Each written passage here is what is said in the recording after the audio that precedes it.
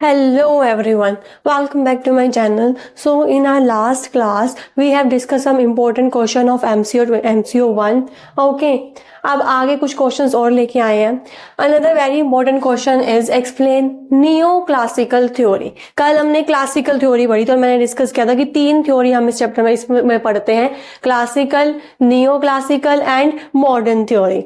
Okay, सो neo classical theory again very important question है, number of time ये आपको exam में मिलेगा. ठीक है, सो सबसे पहले ये थ्योरी फोकस करती है ऑन ह्यूमन एस्पेक्ट. जो क्लासिकल थ्योरी थी वो ह्यूमन रिलेशन को कंप्लीटली इग्नोर करती थी, वो सिर्फ ऑर्गेनाइजेशनल स्ट्रक्चर को फोकस करती थी. ठीक है, बट जो हमारी नियो क्लासिकल थ्योरी है वो फोकस करती है ह्यूमन एस्पेक्ट्स में. ठीक है, it treat organization as social system and human factor is most important element in it.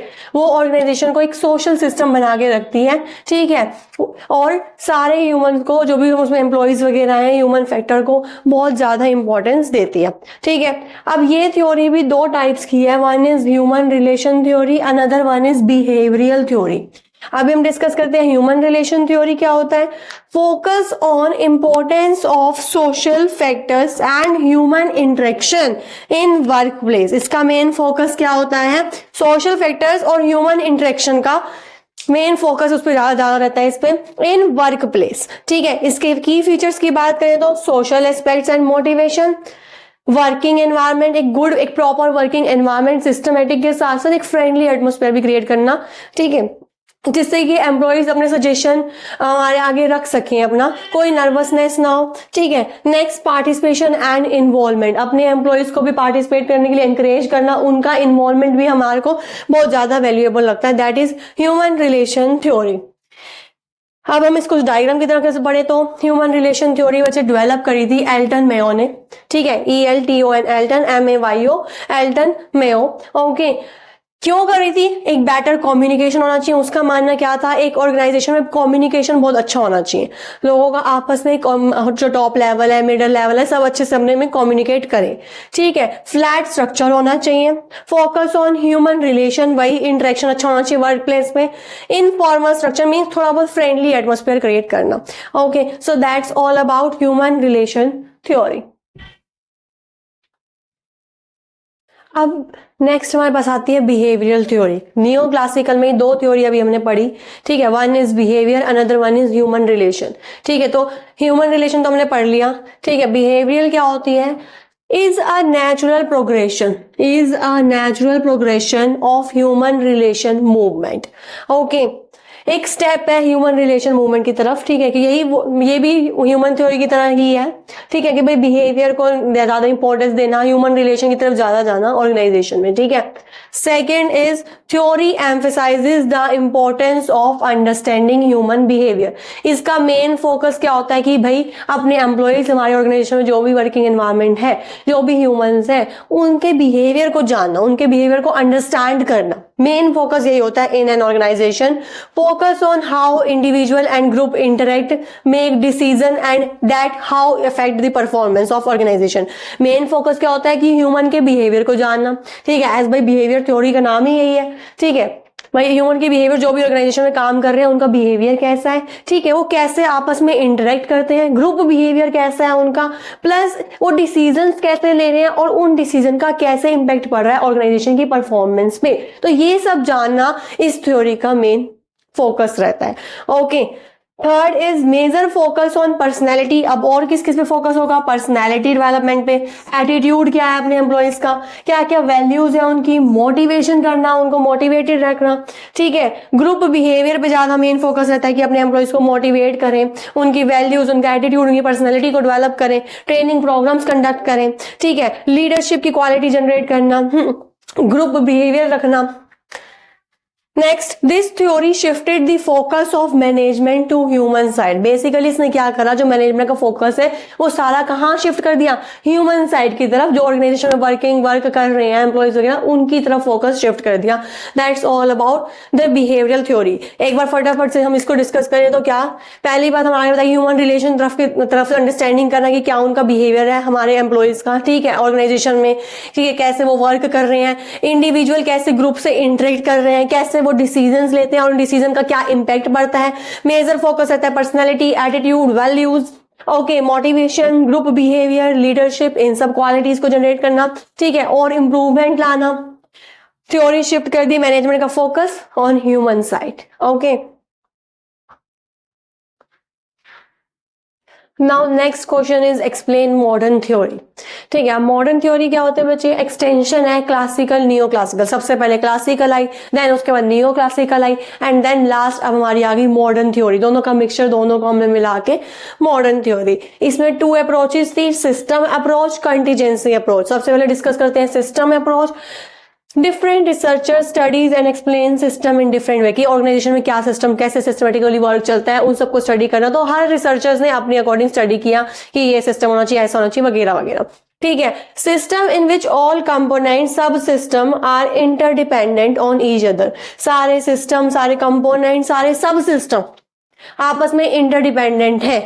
ठीक है, सिस्टमेटिक वर्किंग के लिए हमारा जो सब सिस्टम है, हमारा जो एक्चुअल सिस्टम है, हमारे जो कंपोनेंट्स है, वो सारे आपस में क्या है? इंटरडिपेंडेंट है। That is system approach. ठीक है, अब मैंने यहाँ पे बोला सब सिस्टम, तो बता दो ना कि सब सिस्टम में क्या क्या आता है। ठीक है, तो हेंस आगे हमारा कैट्स एंड काहू have identified, cats KATZ and काहू KAHU, काहू हैव आइडेंटिफाइड 5 सब सिस्टम। 5 सब सिस्टम कौन से? एक ऑर्गेनाइजेशन में टेक्निकल, जो कहीं ना कहीं टेक्निकल सपोर्ट देगा। ओके, क्या वर्क कैसे चल रहा है, कौन कौन सी टेक्निक्स वगैरह का वगैरह वगैरह। Supportive, maintenance of system, system को मेंटेन करने के लिए पूरा, अडेप्टिव, चेंजेस के साथ अडेप्ट होने वाला, मैनेजरियल।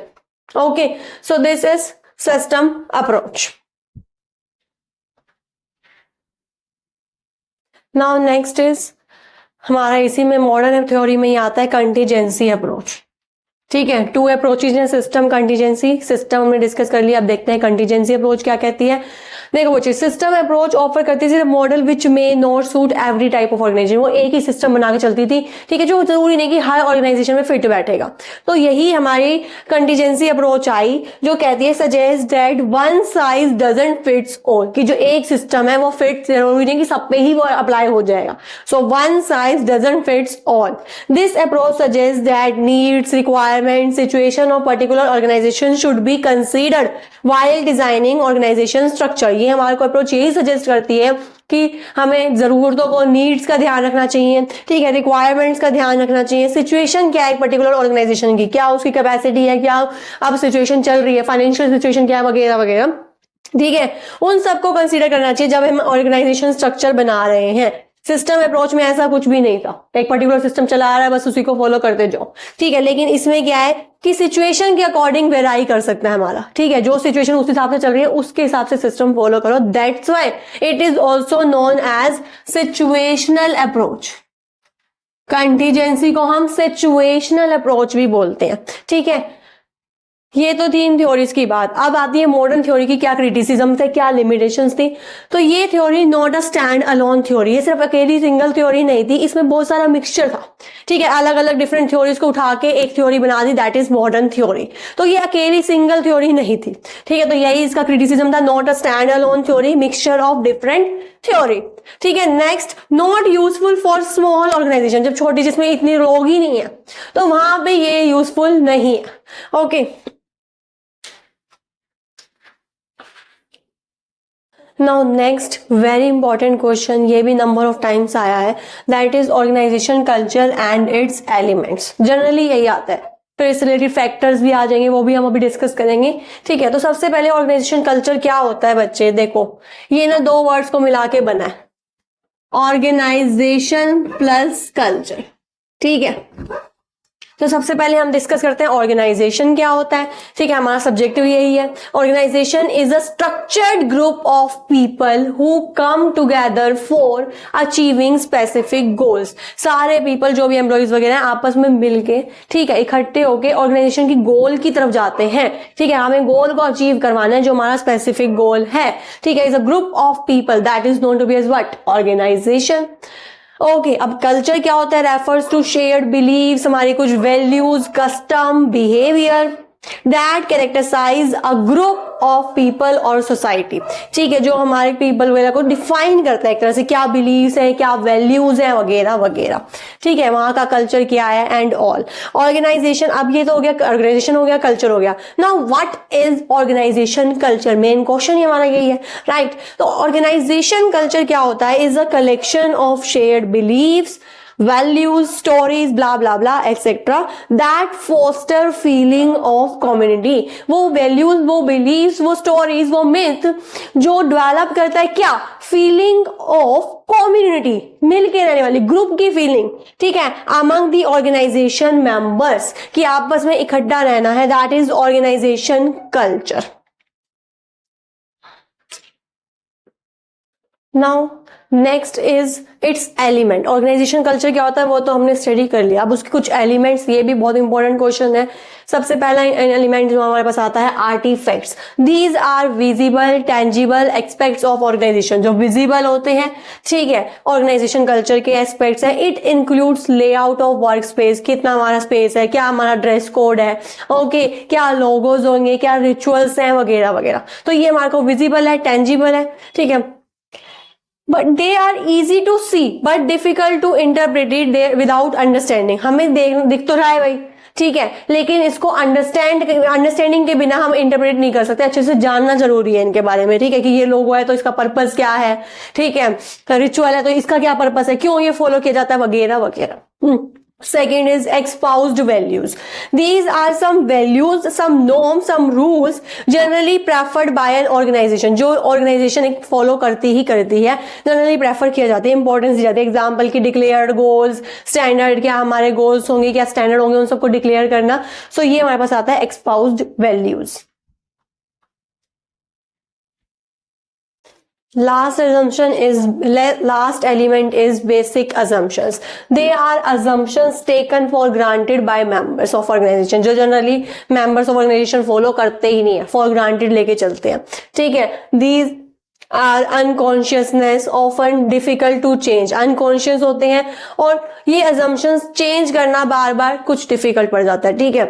एग्जाम्पल ले लो, अजम्पशन ऑफ ट्रस्ट वर्दीनेस, कि भाई हमारे जितने भी एम्प्लॉइज होंगे वो ट्रस्ट वर्दी होंगे, लॉयल्टी होगी उनमें से, कि भाई हाँ हम उन पर ट्रस्ट कर सकते हैं, इजीली अपनी इन्फॉर्मेशन शेयर कर सकते हैं। ऐसा होता है क्या, मुश्किल से एक आदमी मिल जाए ना तो वही बड़ी मेहरबानी है, राइट।